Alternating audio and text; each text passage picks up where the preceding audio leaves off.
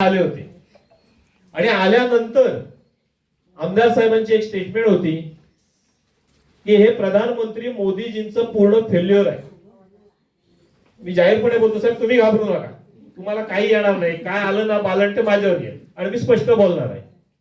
मोदीजींनी माझ्या महिला भगिनींच्या डोक्यावरचा हंडा खाली करण्यासाठी हर घर जलची निर्मिती केली होती आणि प्रत्येक महिलेला आज मला अभिमान वाटला की शेवटची महिला पण सांगते, भगिनी सांगते की माझ्या घरात पाणी येतंय. त्यामुळे साहेब तुम्ही आमदार साहेबांकडे हा निरोप पण पोहोचवला पाहिजे या कार्यक्रमाच्या निमित्तानं की साहेब तुम्ही ज्या गोष्टीला फेल्युअर म्हणत होतात ती 3 वर्षांत का होईना पाटपन्हाळे कोंडवाडीची पाणी योजना पूर्ण झाली.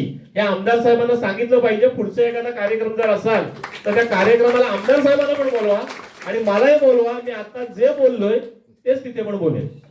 लोकार्पणाचा कार्यक्रम आहे. नाही साहेब ऐका ना, नक्की जे चांगलं आहे ते चांगलं पण बोललं साहेब पाहिजे आणि जे चुकीचं आहे ते चुकीचं पण बोललं पाहिजे. मी जेव्हा एखाद्या गोष्टीचं नेतृत्व करतो त्या नेतृत्वात एखाद्या गोष्टीचं मी जेव्हा भूमिपूजन करतोय, ही भूमिपूजन केलेली गोष्ट पूर्णत्वाकडे कशी जाईल ही त्या लोकप्रतिनिधीची जबाबदारी साहेब, नैतिक जबाबदारी आणि कायदेशीर पण जबाबदारी आहे. एखाद्या गोष्टीचं तालुक्यात भूमिपूजन आपण करायचं, गणेशराव बरोबर ना, बरोबर, आणि मग म्हणायचं की हे मोदीजींचं फेल्युअर आहे. आपण कुठे, मोदीजी कुठे? त्यामुळे मोदीजींनी जे केलंय ना त्याच्यात खंड पडला होता की नाही, खंड पडला होता. काही तांत्रिक गोष्टीमुळे खंड पडला होता. पण आज तुम्हाला सांगतो मी, हे सर्व ग्रामीण पाणी पुरवठ्याचे माझे अधिकारी सहकारी आहेत आणि त्यांचं नेतृत्व करणाऱ्या धारक मॅडम आहेत. मॅडम ह्या सुद्धा तुमच्यासारख्याच महिला भगिनी आहेत. खूप चांगल्या पद्धतीने साहेब काम करतायत.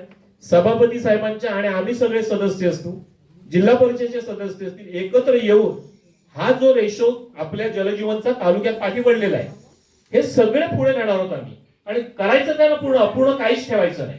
मला वाटतं एक दुसरंच गाव मॅडम आपलं घोषित होतं. एक झालं खामशेत ना, हा अर्पण केला, लोकार्पण केलं. म्हणजे हे आता दुसरं आहे, परचुरी डापलेवाडी आणि आता हे कोडवाडी. त्यामुळे खूप सुंदर काम साहेब तुम्ही केलं.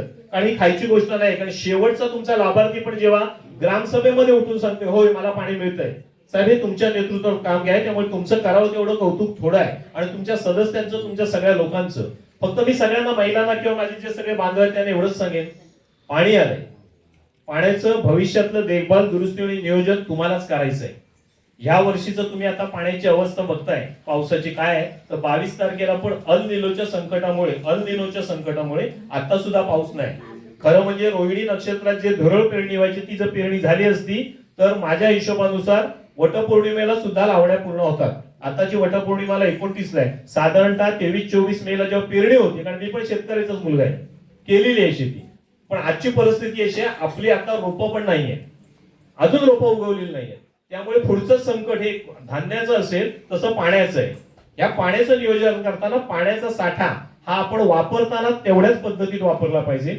पाण्याचं नियोजन केलं पाहिजे, पाणी जिरवलं पाहिजे, पाणी अडवलं पाहिजे आणि त्या पाण्याचा वापर तुमचं उद्भवमती विहीर असेल किंवा विंधन विहीर असेल, या विंधन विहिरीत पाण्याचा साठा कसा राहील तेही केलं पाहिजे. पंचायत समितीतून आमच्याच पुन्हा या ग्रामीण पुरवठा मार्फत जलतारा हा एक विषय साहेब आता खूप चांगल्या पद्धतीतला चालू आहे आणि तुम्ही ज्या पद्धतीने काम करते जलताराचे पण विषय करा. बघा सत्य आहे, त्या फुग्याला पण फुटावंसं वाटलं. जलतारा हा 5x5चा आणि 6 फूट खोलीचा विषय आहे.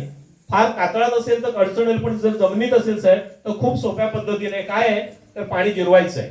रेन वॉटर हार्वेस्टिंग बघा, त्याला सुद्धा थोडंफार आपण अनुदान देतोय. म्हणजे पावसाचं छतावरचं जे पाणी आहे ते कुठल्या ना कुठल्या परिस्थितीमध्ये जमिनीत कसं राहील आणि हे करताना पाण्याचा आपण अपव्यय टाळायला पाहिजे, एवढी तुम्हाला विनंती आहे. आज या चांगल्या कार्यक्रमाला खूप आम्हाला अभिमान आहे की आम्ही जेव्हा आमची कारकीर्द सुरू झाली, सभापतींच्या नेतृत्वात आम्ही एक चांगलं काम सगळे 10चा डझन आम्ही जेव्हा करतोय तेव्हा खूप चांगल्या पद्धतीचा एक उपक्रम आज धारक मॅडमच्या पुढाकाराने आणि तुमच्या सक्रियतेमुळे सगळ्यांच्या कोणवाडीच्या खूप चांगल्या पद्धतीने झाला. त्यामुळे आम्हाला इथे बोलवलं, यथोचित मान सन्मान केला, त्याबद्दल तुमचे आभार व्यक्त करतो.